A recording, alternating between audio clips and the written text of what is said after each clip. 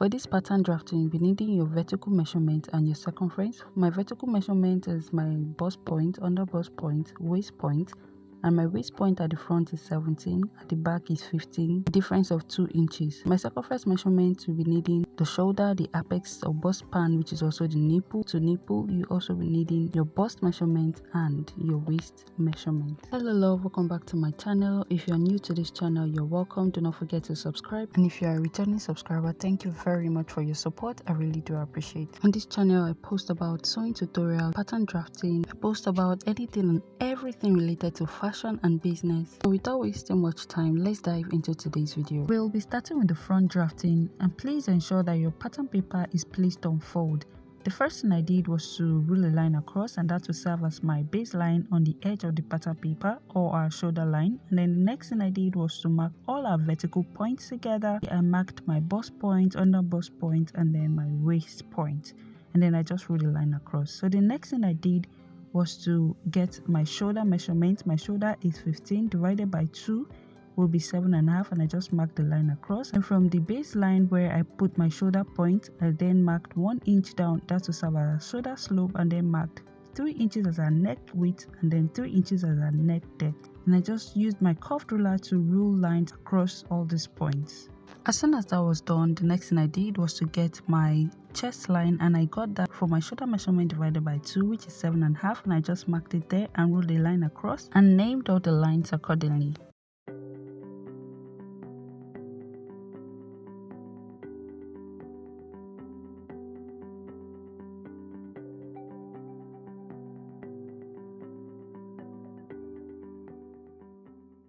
Once that is done, the next thing to do is to get our armhole, and so from the shoulder slope to the chest line, I'm going to rule a straight line across. Now get the midpoint of that line. From the midpoint, I'm going to mark in 1/2 inch. On my chest line, I'm going to mark my bust measurement divided by 4. Mark the point there. Using my curved ruler, I'm going to connect all the points together.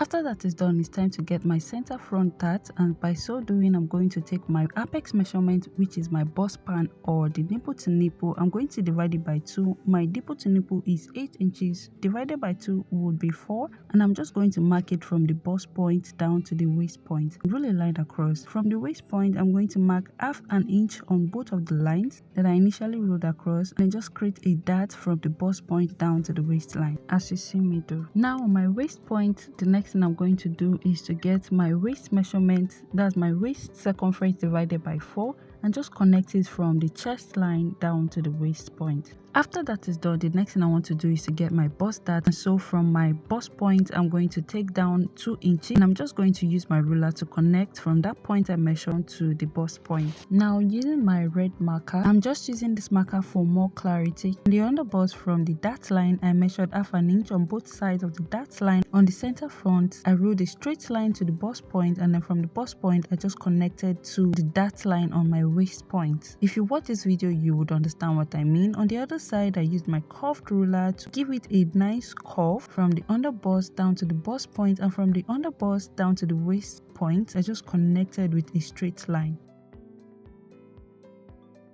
From the bust point, I'm going to rule a line up to the midpoint of our armhole. I'm going to mark from that midpoint 1 inch. From that 1 inch I marked, I'm going to mark 1 inch out and connect from the bust point down to that point I marked. If you watch the video, you would understand what I mean. Then just close up your armhole like so. After that is done, the next thing I'm going to do is to use my tracing wheel to trace out all the points, all the curves, all the lines that I've marked on this side of the pattern paper. Remember, the pattern paper is placed on fold, so we want to transfer all these lines on the other side so we're able to also mark them out. It's very easy to use the tracing wheel to trace out, that way you get all your curves accurately. But if you don't have a tracing wheel, you might need to manually rule all these lines and curves all over again on the other side of your pattern paper. Once you're done tracing on your pattern paper, the next thing you want to do is to cut out all those irrelevant parts, especially those parts that are not marked, the excesses on the pattern paper. As soon as that is done, you want to open up your pattern paper and begin to mark out all those lines and curves that you traced earlier.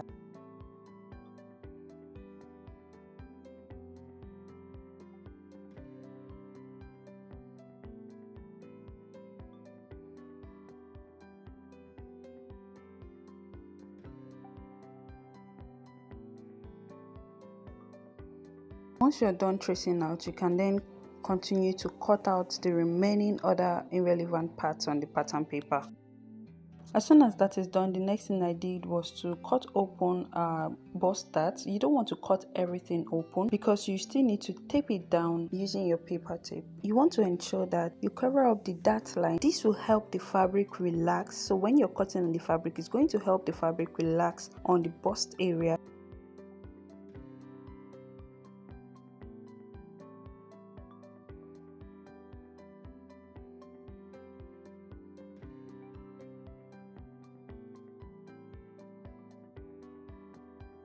As soon as you're done taping it, the next thing you want to do is to join our center front and our side front together. While you're taping this, you want to ensure that those two lines, that's the chest line and the bust line, meet together. The chest line on the side front and the chest line on the center front meet together.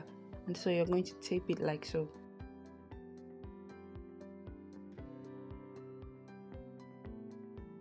After that is done, the next thing we want to do now is to get our symmetric curved line. But before you do that, you're going to get the midpoint and rule a line across from the neckline down to your waist. So you're just going to use a free hand and rule your curve like so. When doing this, you want to ensure that you're very careful. Take your time to do it. You don't need to be in a hurry. Also, you can use a pencil, so when you make a mistake, you can always correct it. Once you've ruled this curves to your preference and satisfaction, you can now cut out like so. And now this is what the front looks like. The next thing we're going to do now is to cut out our back. And for the back, we're also going to place our pattern paper on fold as well.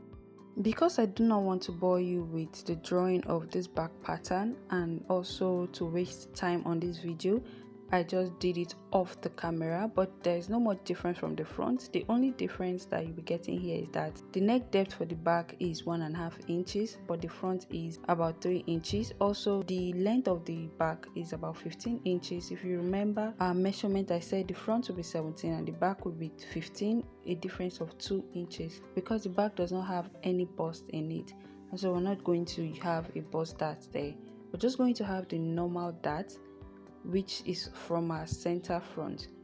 And so the next thing we're going to do now is from that dart on the center front, we're just going to rule a line to join the midpoint of our armhole, and then from that midpoint we'll mark 1 inch, and from the 1 inch we're going to mark 1 inch out as well. And then the other side of the dart, we're going to connect from the chest line all the way to the point we marked, and so we're going to close our armhole line like that. Just like we did for the front pattern, we're going to trace all our curves and all our lines so that it enables us to rule the lines across on the other part of our pattern paper.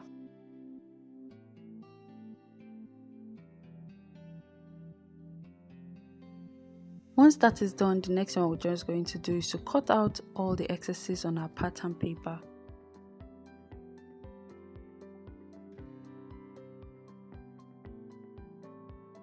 After cutting out, just like we did at the front, we're also going to tape down our pieces together, ensuring that our chest line and our bust line meet together. The two first lines coming from up of our pattern paper meet together.